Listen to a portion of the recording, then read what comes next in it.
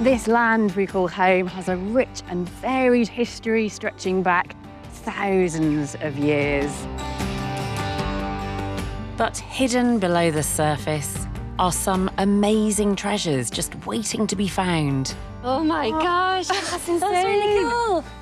So each year across the country, archaeologists dig underground and dive underwater, searching for fresh discoveries. The most amazing thing in British archaeology. Uncovering traces of ancient lives. Somebody's pride and joy, I'm sure. And finding fascinating objects. Such exquisite detail. This year, I'll be meeting the archaeologists and looking at some of their most incredible finds. I mean, that is stunning. While Dr. Tori Herridge is travelling the length of the country to some spectacular locations. Where I'll be dropping in on some of this year's most fascinating digs. Oh my gosh, can you see that? It's just brilliant. Oh my goodness. Every dig provides a new piece in the puzzle of Britain's forgotten past. This is the epic and unfolding story of our islands. Welcome to Digging for Britain.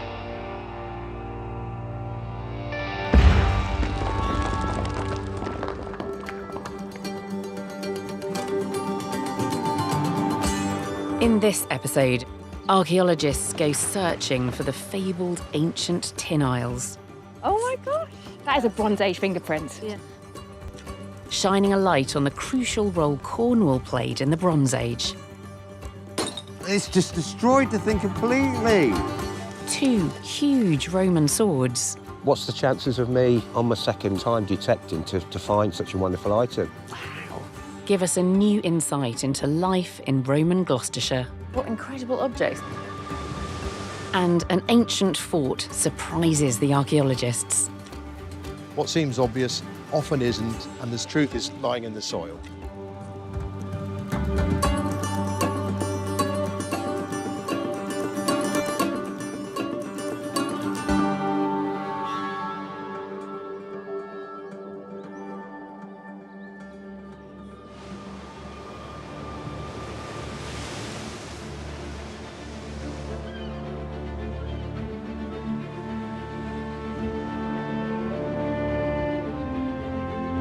The West has some of our most dramatic stretches of coastline.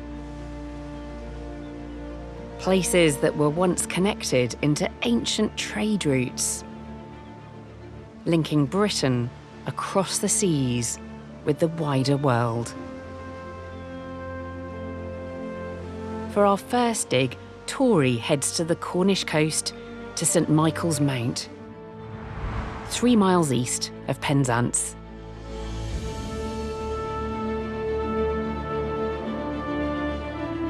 This island has been a medieval monastery, a Norman fortress, and the site of a Civil War siege. But long before it became a symbol of faith or power, some archaeologists think it may have played a very different role, as a vital hub in an ancient trading network of tin, a resource that fueled the Bronze Age.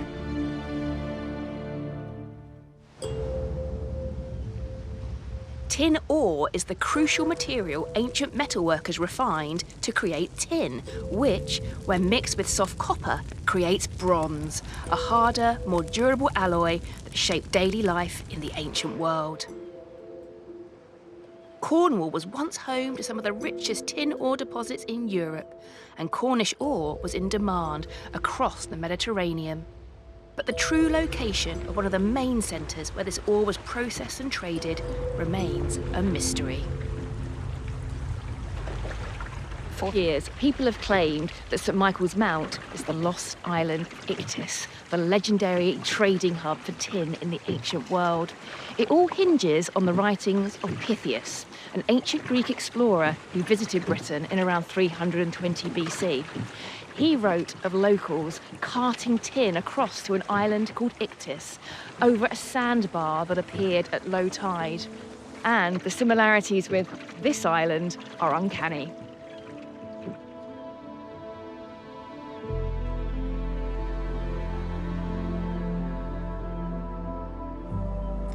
Now, in the first research excavation ever carried out on the island, a team from Durham University and the National Trust is investigating what role St Michael's Mount may have played in the Cornish tin trade.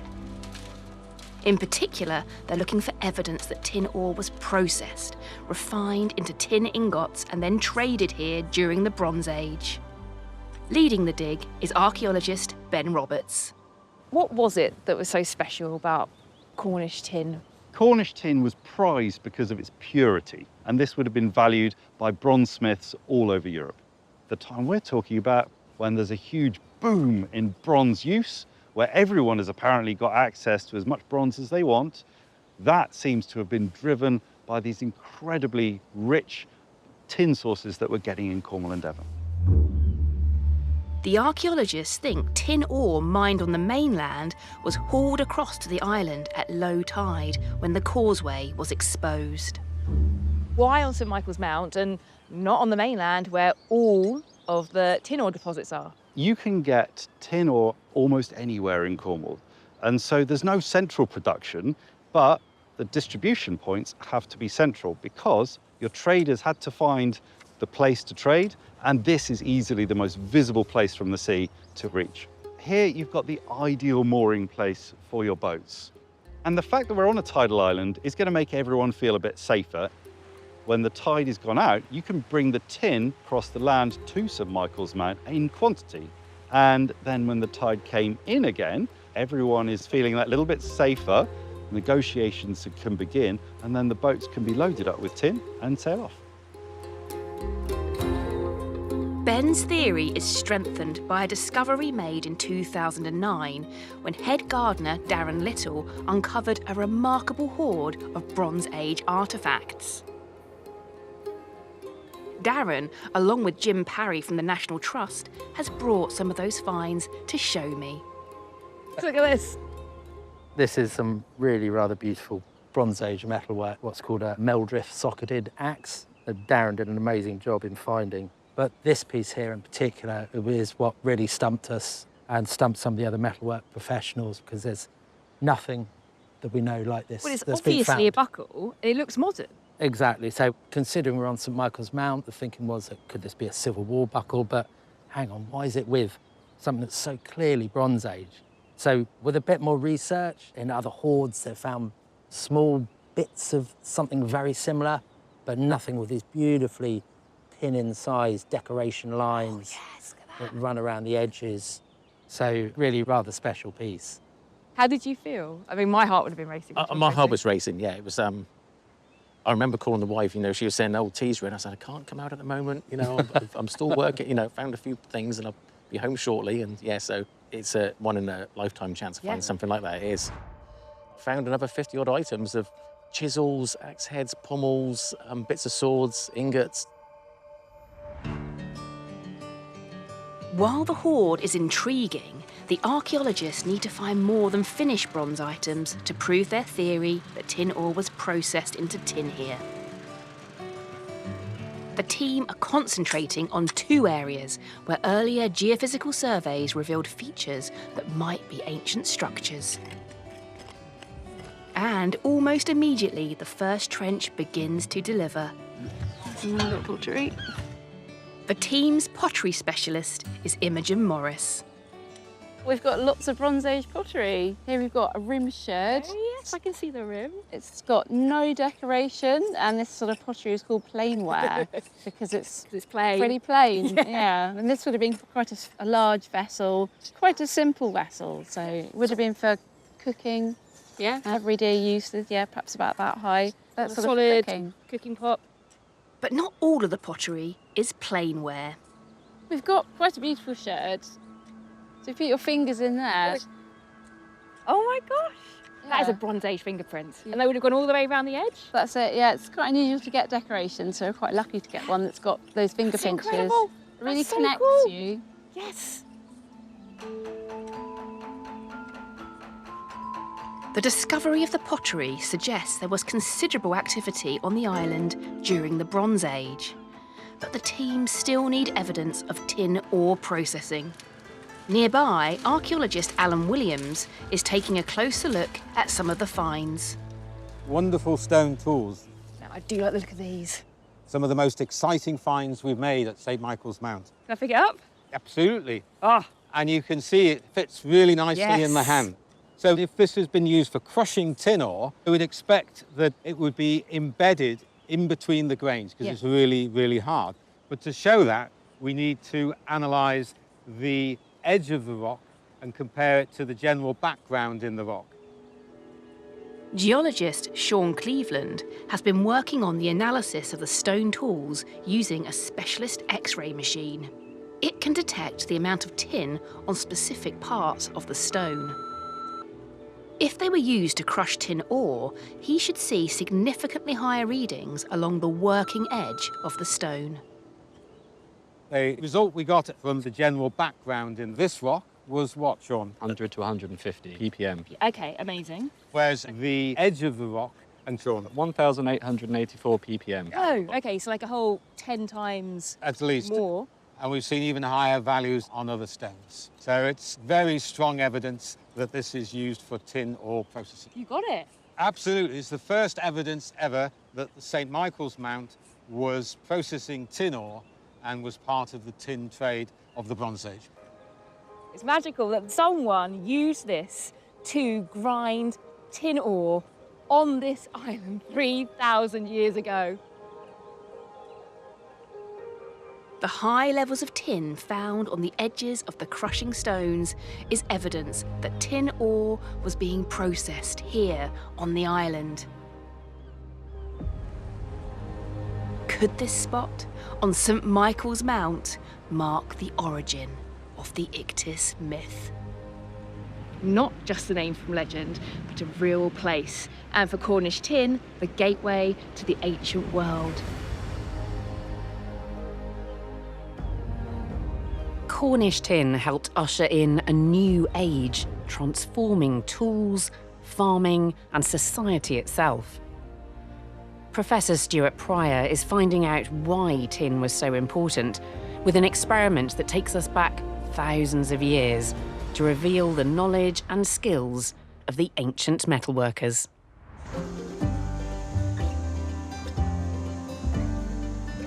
I'm fascinated by experimental archaeology, recreating how things were made in the past. So I've asked metalworking expert Mark Vivian Penny to help me cast a set of bronze axe heads to see if we can create a tool that's genuinely strong and durable. Mark, I see there's a lot of raw materials on the floor in front of you. What have we got? So this is copper. Wow. In order to make that copper stronger, because copper bends, you would need tin. So this is tin. I'll hand you some gravelly bits. So again, the search for raw materials. Yeah. Add a bit of tin. Tin will make good working bronze, which is what the Bronze Age people used to make all their tools and their weapons. And this is bronze. So that's much heavier, isn't it? It is, and isn't it? Obviously much stronger, right? Very strong material. And you can sharpen it up really sharp and it will keep its edge quite a long time. So if we start with copper and then we want to add tin, how do we know what the proportion is that they need to add to make the perfect axe? The best working tool bronze is made with 10% tin. And they would have tried and tested different ways of doing it. And you'd know when you've got it wrong because the metal becomes brittle if there's too much in it. And if it's just too little in it, it won't make any difference at all. So it's not just a case of adding copper and tin together. You've got to get those proportions right. Exactly. Helmet's on. Helmet's on. We're casting 3 different types of axe heads. One with too little tin, one with too much, and one with just the right amount, 10%. Using a modern furnace to speed things up, the metals are heated to over 1,000 degrees Celsius. It's unbelievably hot. It's going to get hotter. Once molten, the mix is poured into moulds. Here comes the crucible, which has melted to the bottom of the furnace. It's so hot. You can see why they thought it was magical. That is beautiful. Once the metal has hardened, the axe head can be removed from the mould. Wow. This is the bronze one. Look at that. So that's the axe, which is now going to put in that bucket to cool. There we go. Look at that lovely gloss. It's almost golden, isn't it?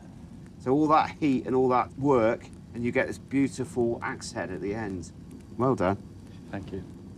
Can't wait to see the finished product. Whilst I sharpen the bronze axe head, Mark is busy casting more. Some are just pure copper, and the others are laden with tin. We've got the axes. What's the next step? How do we test to see what's the strongest? Well, if we hit them with a hammer, Bronze Age hammer. Bronze Age hammer, we can find out how much damage they would take. So this is the copper one. We'll try that one. So. Few dents. Few dents in it, yeah. So this has almost no tin in it. That one's almost pure copper. But it does make a serviceable axe, but not a very hard-wearing, resistant one. Don't want to hit the next one. Well, this one's got just the right amount of tin in it. So let's have a go with the hammer. God, you can really hear that ringing, can't you? That's a beautiful axe, that one. It's virtually no dents in this. You can really see that it rings like a bell. It's a much more sturdier material. It's a beautiful golden colour. You can imagine this in the hands of the warriors at the time. Exactly. Yeah? It's amazing. We did this experiment to find out what's the right proportion of copper and tin. This one's got no tin in it, and this one's got far too much tin in it.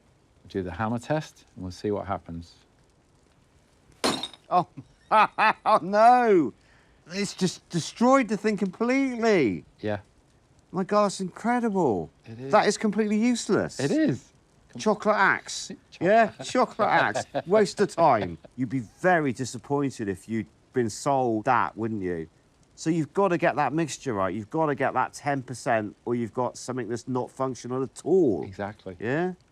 Can I try the other one? See how bad that one is? Yeah. We'll see if we've done a better job. Ready? Yeah. No, it's destroyed as well. Destroyed as well. That is hopeless. Yeah. It's amazing. That sounds great. So we've done a really good job with this one. But this one, you can see, if you don't get that 10% mixture right, you get complete dross. Yes. Yeah? It's just amazing. But I do feel like I'm a bronzesmith now. Hey! Congratulations. Thank you.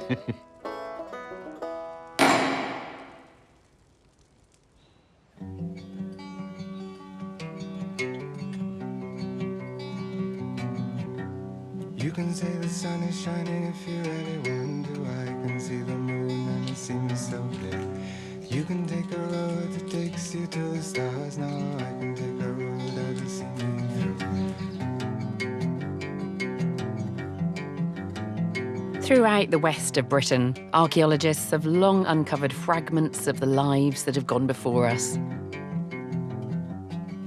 But the dig itself is only ever the beginning of the story. Next, we follow up on an excavation that took place in the town of Haverfordwest in Wales, 10 miles north of Pembroke.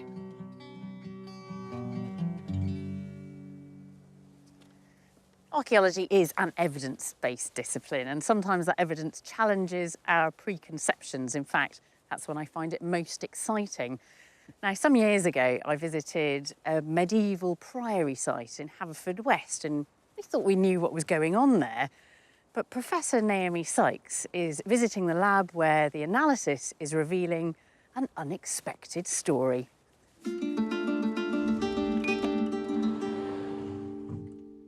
As a zooarchaeologist and scientist, I'm interested in those moments when science begins to challenge what we think archaeology is telling us. And it's in the lab, during post-excavation analysis that the real story often emerges. And this one begins in the medieval period.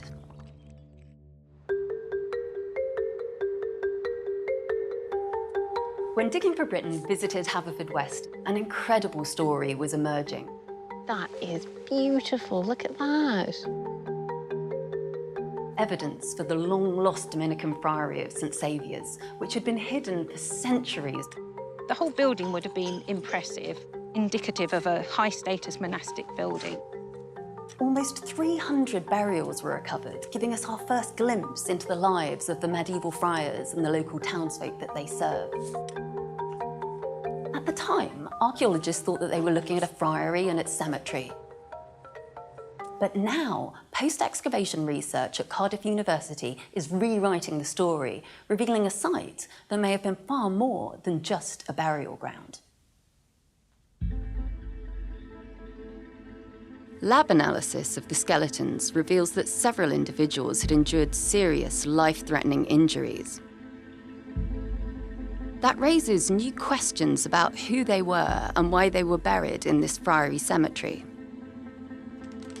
Dr. Kira O'Brien-Butler is part of the investigation team. This is a male, a middle-aged male, who has suffered severe sharp force trauma that has nearly sliced off the back of the skull there.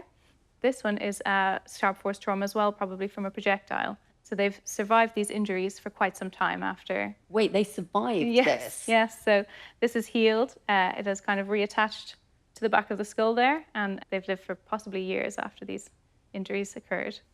And that's not the only thing they have that's healed. They broke their jaw at some point in their life as well. So look at this. There's quite severe trauma there as well that's totally changed the angle of the jaw.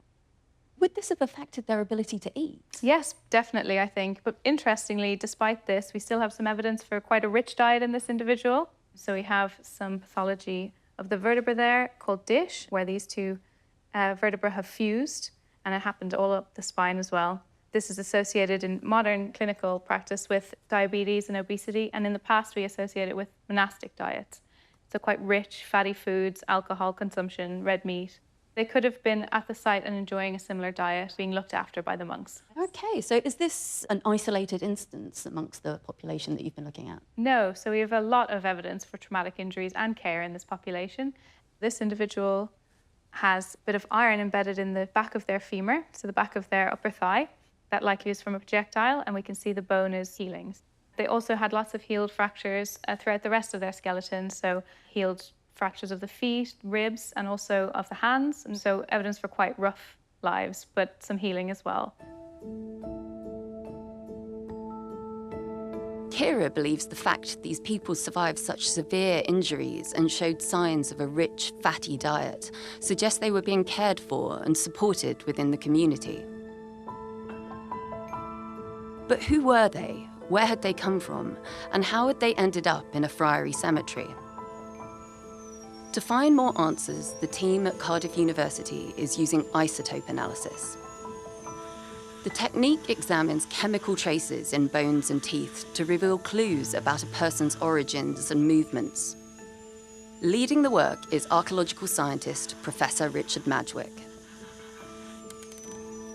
So isotope analysis can tell us a whole range of aspects about human lives. Whilst the science behind it can be a bit complex, the principles are really very simple. You are what you eat, you are where you eat, and to some degree you are how you eat. So every time humans consume food and drink, chemical signals from those products enter the body, enter our skin, our hair, our nails, and handily for archaeologists, our bones and our teeth. So by analysing tiny fragments, we can reconstruct all sorts of aspects about movement, diet, and health in the past.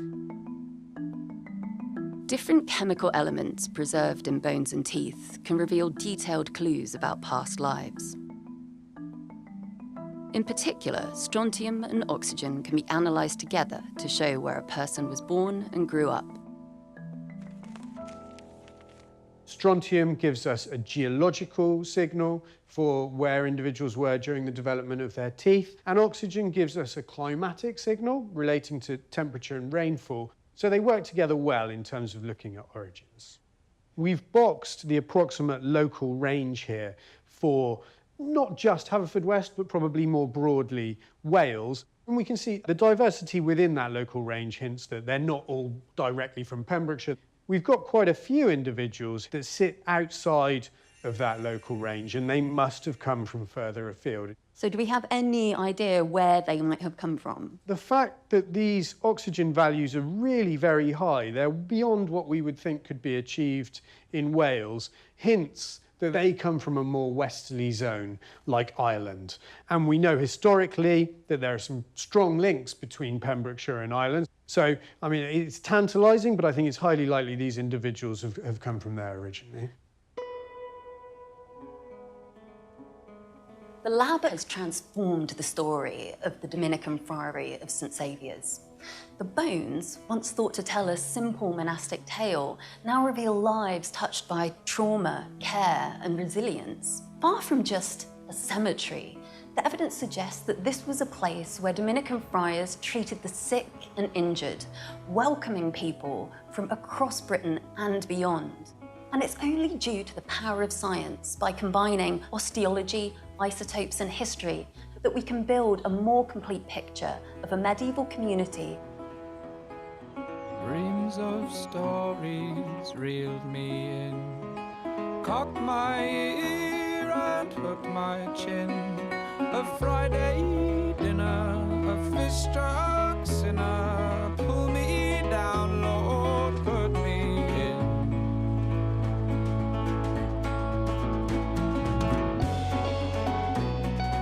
Every year, seasoned archaeologists across Britain unearth objects that tell stories of the past. But some remarkable discoveries are made by enthusiastic amateurs. Now we're catching up with a spectacular discovery, a chance find that turned out to be something of national importance.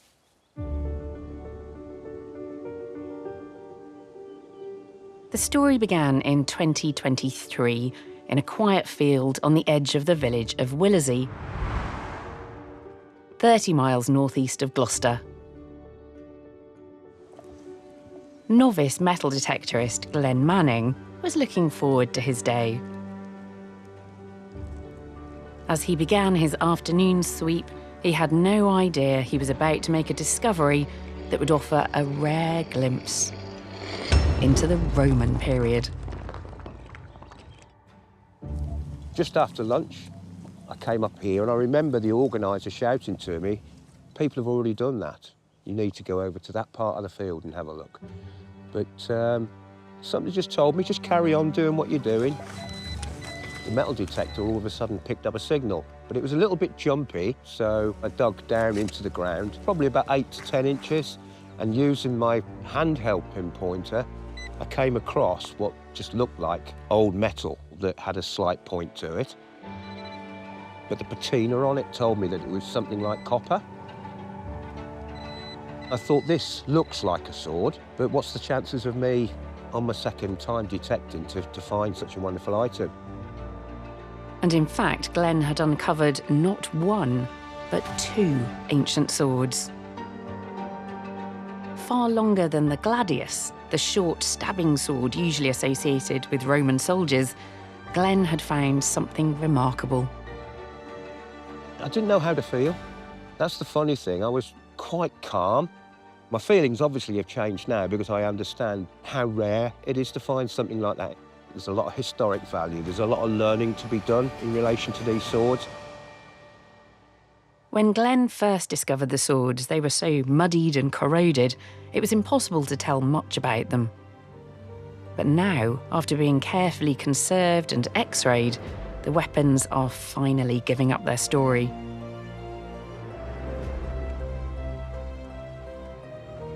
Historic England conservator Carla Graham and Corinian Museum director Emma Stewart have brought them to the Digging for Britain tent.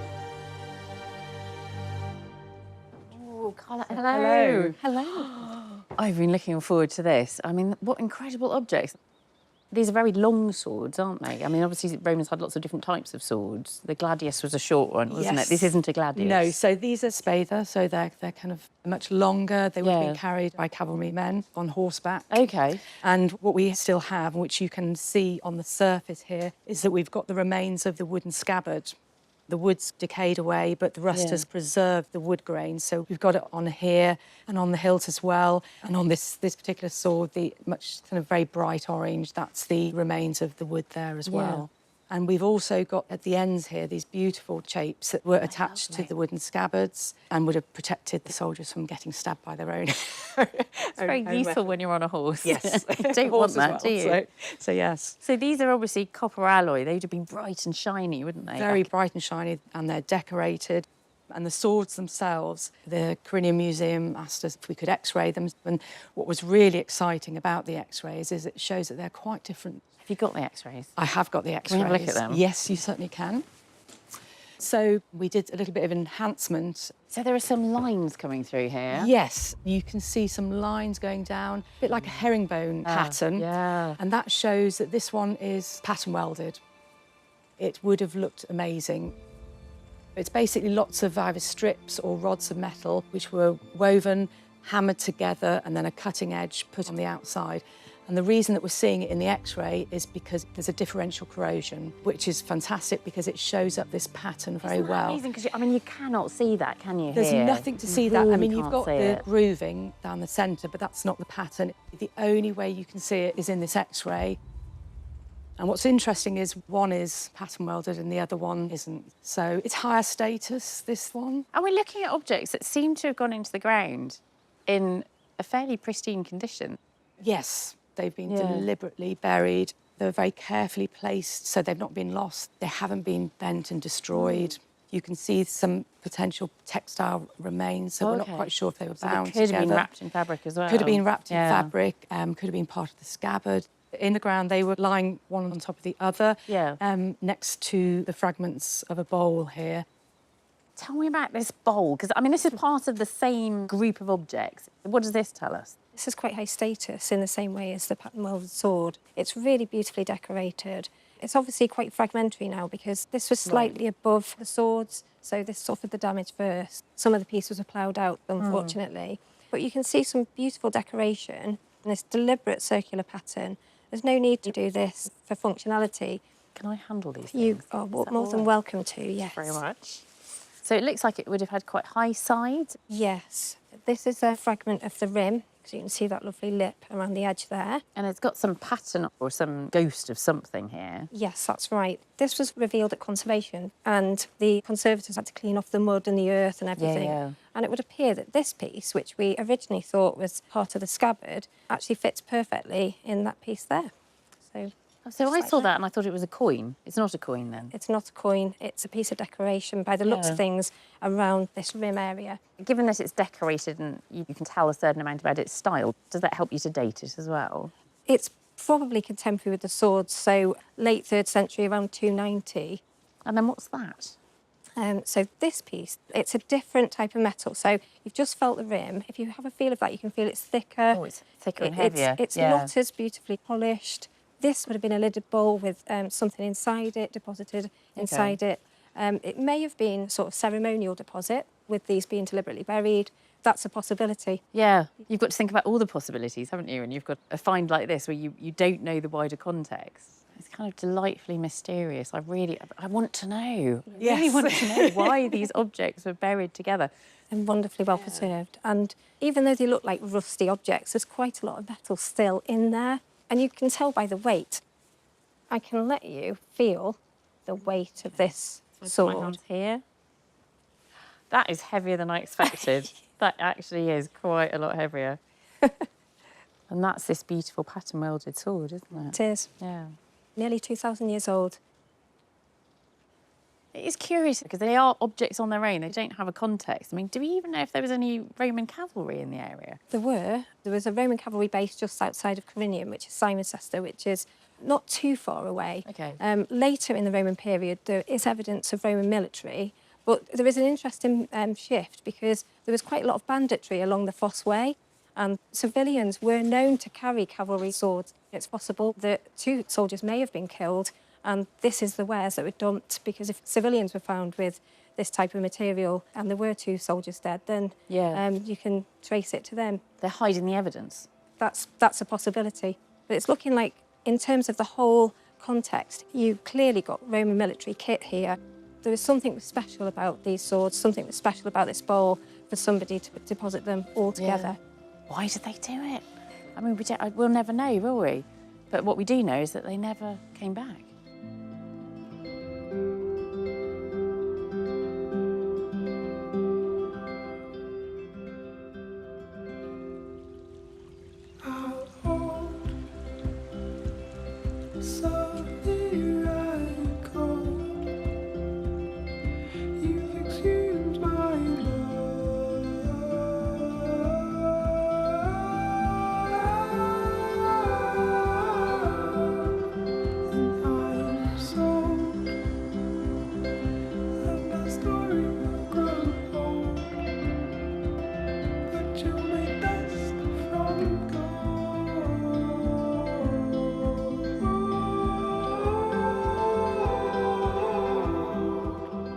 Each new artefact can be a source of insights into ancient lives and technologies. But sometimes researchers face a challenge with objects that are so fragile that they're actually impossible to handle. Archaeology isn't just about making new discoveries. We can employ technology now to study, recreate, and even handle objects that were dug up a long time ago. Archaeologist Meg Russell is looking at how cutting-edge techniques are helping to unlock secrets about Roman surgery.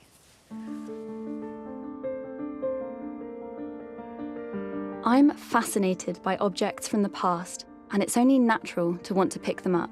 But some artefacts are so fragile that even the lightest touch can cause damage. And when you can't handle them safely, it becomes much harder to understand how they worked or what they were used for. 125 years ago, a remarkable set of Roman surgical tools was pulled from a river. After spending centuries submerged, the bronze instruments are now so corroded and fragile that touching them risks further deterioration. At the University of Exeter, researchers are pioneering techniques that let them peer beneath those corroded layers to reveal the metalwork underneath. Clues that could transform our understanding of how these tools were designed, manufactured, and used. Professor Rebecca Fleming is on hand to explain. These Roman surgical instruments were found in the River Walbrook in London. And we've got a scalpel handle, we've got 2 needles, and we've got 2 very thin probes, and a slightly larger spoon as well. Wow, some of these are so delicate and tiny. Yeah. I'm starting to see a few little details. How difficult is it to work with artefacts that you can't touch yourself? I think it's particularly difficult in this case because these are tools that we use for surgical operations, and if we can't get the feel of them and try them out in various ways and really get a sense of exactly how they were constructed, that limits our possibilities in terms of understanding them in various ways. What methods can we use to understand them better? The technique that we use more particularly here is 3D scanning, like a CT scan, a sort of 3D X-ray for objects, which really gives you a very detailed picture of the surface, all of its different imperfections, any details of crafting, which is invaluable for us. And is there anything that you specifically hope the CT scans might show us today? Yes, definitely. So as you can see, this scalpel handle would have originally been an iron or steel blade, and clearly that is replaced pretty regularly. So a lot of attention would have gone into thinking about how to make the holder. And then thinking about these 2 needles, this looks very straightforward. This one has something quite different going on in terms of where it might have been threaded. So it'd be interesting to look at that. Curator Megan Woolley from the Devon and Exeter Medical Heritage Trust is the only person permitted to handle these fragile instruments. She is securing each one in inert foam and covering with acid-free tissue to create a custom support so it can be scanned safely.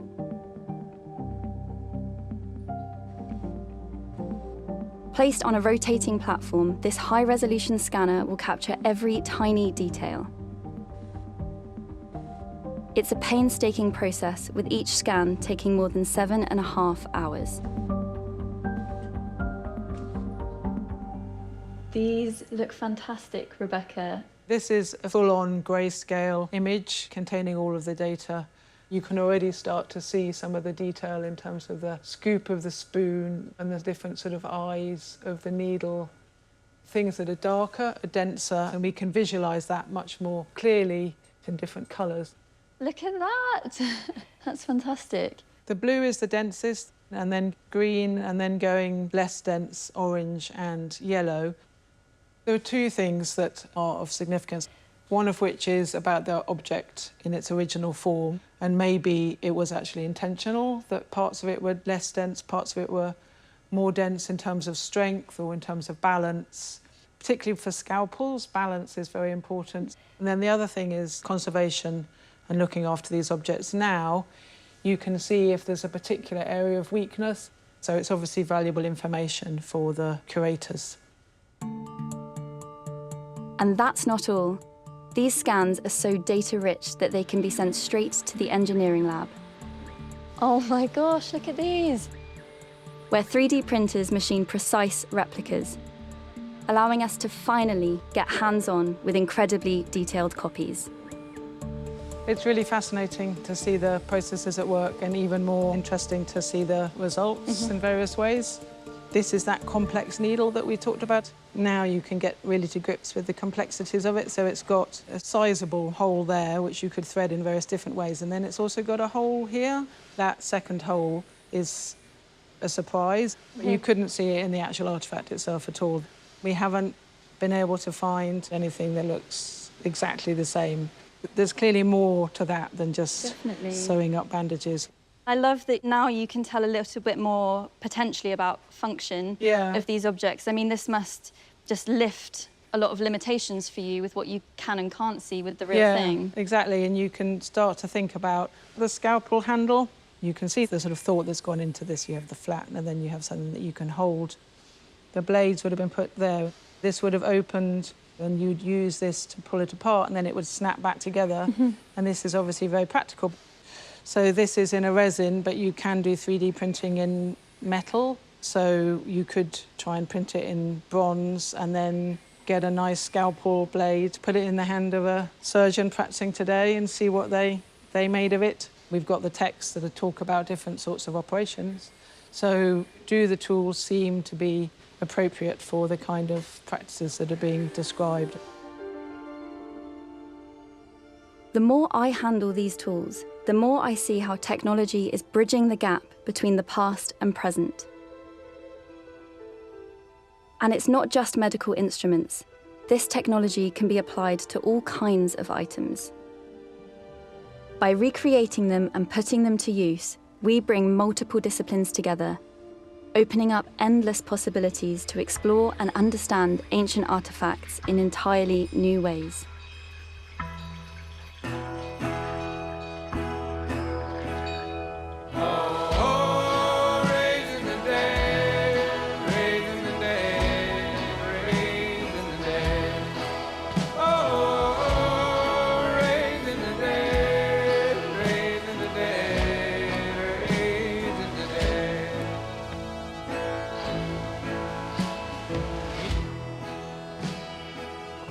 Every year, across the West, archaeologists embark on new digs. Sometimes they set out with a good idea of what they might find, but when the digging starts, they have to be ready for their theories to be turned on their heads.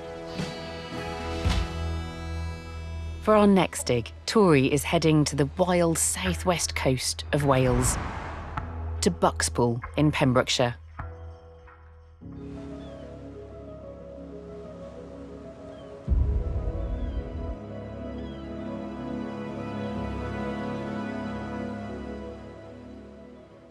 This has to be one of the most spectacular and precarious sites I've ever filmed at. This whole area is an active military training zone, and because it's off limits to the public, the archaeology here has stayed remarkably intact. Perched on a headland jutting into the Celtic Sea, a team of archaeologists and military veterans are investigating two circular structures.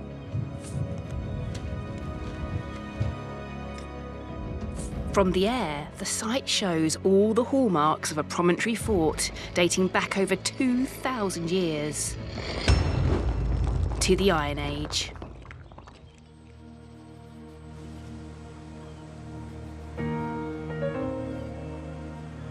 This stretch of coastline was once dotted with promontory forts, remote and exposed to the elements. But what were they for, and who might have lived in a place like this? Archaeologist Richard Osgood is leading the dig. Richard, this is properly spectacular. This is just gorgeous. It's such an elemental place, isn't it? Really, really beautiful. This is Buckspool Promontory Fort. That has an awful lot of information in the name. Yeah. On a promontory. Yep. We can't argue with that. That's true. Is it a fort? Good question. I think this is more about impressing your neighbours, having big ditches and ramparts for sure, but this is a showy thing. So I think it's much more than defensive and military. So this is the way in? It is the way in. You can see the big ditch here and the embankment behind it. It would have been, I think, quite a bit deeper, and you would have had a higher rampart behind with a big timber palisade and the massive timber gateway that we're standing under at the moment. So this would have been hugely impressive. When you paint that picture there, you just realise, not only how monumental that would have felt, but coming in from this kind of relatively flat land to dramatic, deep-sided ditches, Yeah. towering gate, great wall in front. You wouldn't be able to see anything ahead of you. You have no idea what's coming next. Everything from this point onwards is a surprise when you get into the settlement.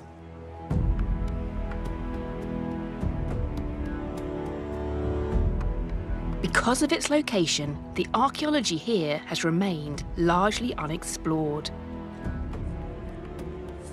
But early surveys and aerial imagery suggest that this is the footprint of two Iron Age roundhouses. We're now within the settlement area. We've come through these Iron Age defences and we're into the excavation proper of these structures.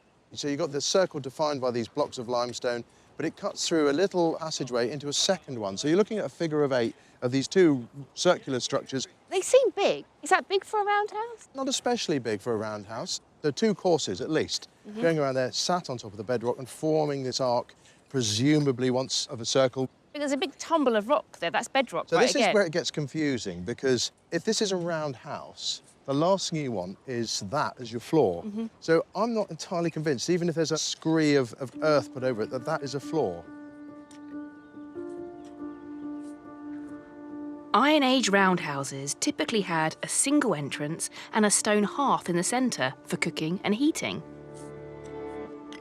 We've not got those elements that would just scream roundhouse at you. I think it's more than that, because you've got this arc of stones in a couple of courses, but I've not got that hearth. The entranceway is probably there, but is it actually connecting you with a third structure, in which case you've got 3 cells connected to another, but is that the sort of thing you get in a living structure?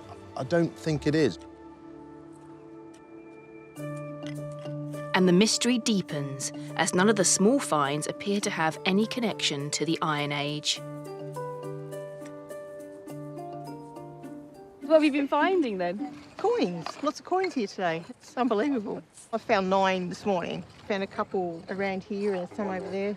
It's just odd that they're like around here. Well, it's really odd, isn't it? If this is some kind of roundhouse, this would be where the door would be roughly, isn't it? Sort of coming in here. Yeah, that way, yeah. Yeah, coming in that way. So it's a bit of a mystery. I mean, it is. It does feel like this place is turning up unexpected things. And even more unexpected is that these coins all date from the Roman occupation of Britain. It's a twist that changes the story. Archaeologist Fran Murphy is trying to piece together the puzzle. Oh, wow, okay. It's just like bag after bag of coins. So those are just some of the selection that have been found. This coin is Emperor Constantine, and he is 4th century. Also, we've had coins of Carausius. Okay, and when's Carausius? Late 3rd. This is a lovely coin. You can really see the profile of the head there. And is that one next to it also? Well, this is a little minim. What's a minim? This is the smallest denomination, just a few millimetres in diameter. What is interesting is that we don't normally find these coins. One, they're difficult to find, but equally the numbers that we're finding them. So if you were coming here to ask the gods to help you in something, you use your lowest denomination coin. It's like throwing a penny or a 2p into a wishing well. Is that what they're doing? Is that why we're getting this big concentration of coins? Alongside the coins, the team is unearthing a considerable amount of pottery.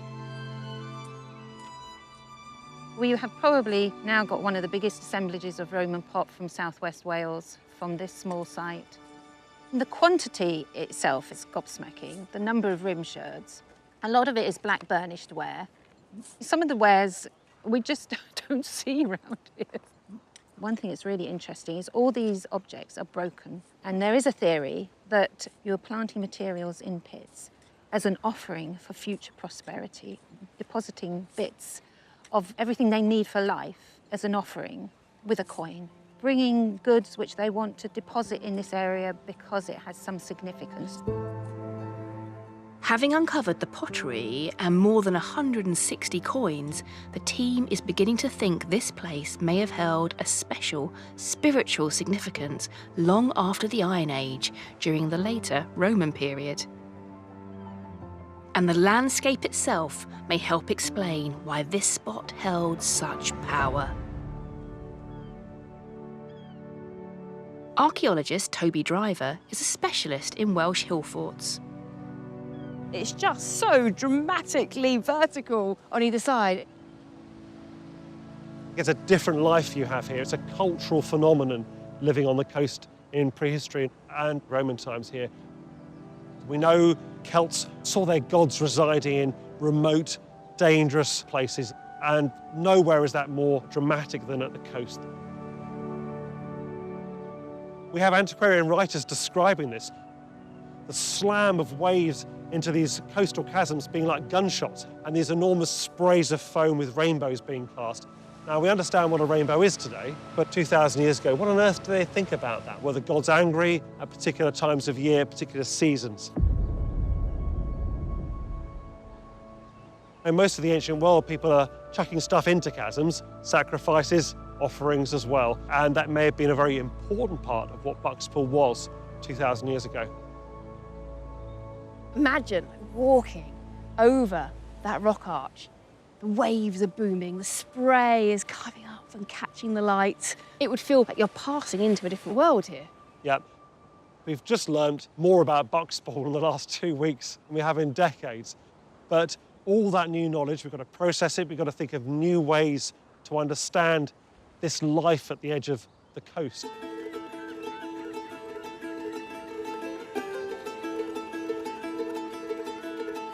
So what seemed like quite a simple story is actually turning out to be far more complicated, mysterious. Absolutely, and that is why you dig, because it looked really logical. You've got a promontory fort, you've got geophysics, you've got LiDAR, load of circles, round houses, people living in here in the Iron Age, job done. And it's not like that. There's so much more complexity here. And that's what really excites about archaeology, isn't it? Because what seems obvious often isn't, and there's truth is lying in the soil.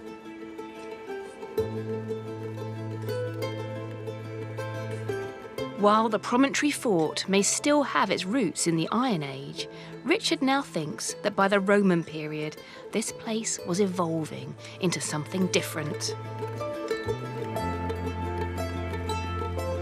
A place where offerings may have been made to the gods, all perched on the very edge between the known world and the spiritual realm.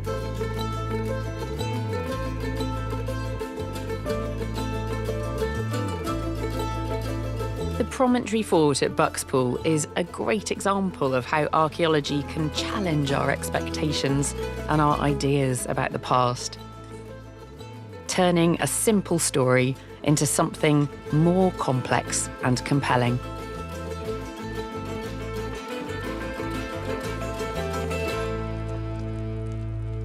Richard went in with an idea. He thought he was going to be excavating Iron Age roundhouses in this promontory fort, and it would help them understand the nature of what was going on there.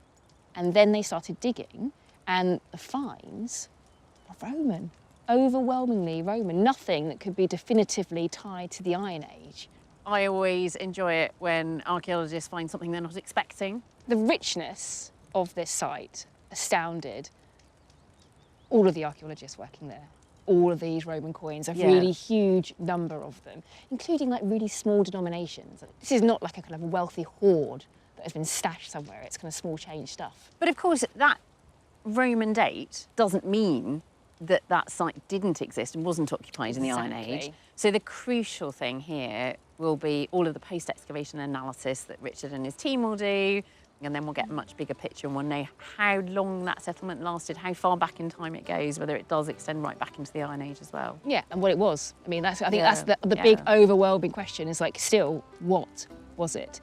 Definitely a watch this space situation, I think, with this promontory fort.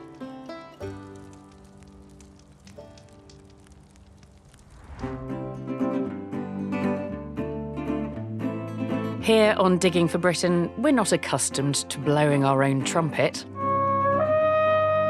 It's more tuneful than I thought it would be. But what a year it's been. The most amazing thing in British archaeology. We've seen evidence of life here stretching back further than ever before. This stuff was already fossilised by the time dinosaurs were walking around. Some finds were a privilege to uncover. You were the first person to see that for 1,400 years. That is phenomenal. Others were best left alone. This is a bottle of 85-year-old beer. Yeah, I think that can stay in there. But each one sheds new light on the stories of people who lived and died on these shores. We dig for those whose stories lie with buried past and futures won. It really brings back a lot of humanity to what we're studying, thinking about how they may have lived, how they may have died. As a child, buried with weapons, as the man that he would have become.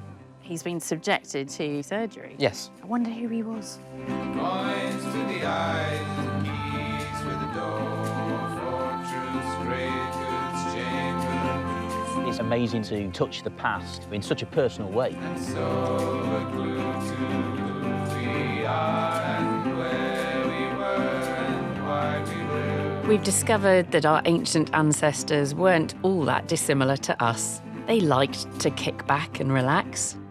In their leisure time, they're sitting beside the hearth, they're playing games. They had a sense of the aesthetic. Such a poignant connection to this person. All that's surviving in the grave of them is their incredible style. And they entrusted their legacy to those who followed them. It's a treasured item. It has passed down through the generations. Yeah. It's an heirloom. Yeah. All across Britain, archaeologists continue to dig for clues to past lives. Who knows what treasures are waiting to be unearthed next year?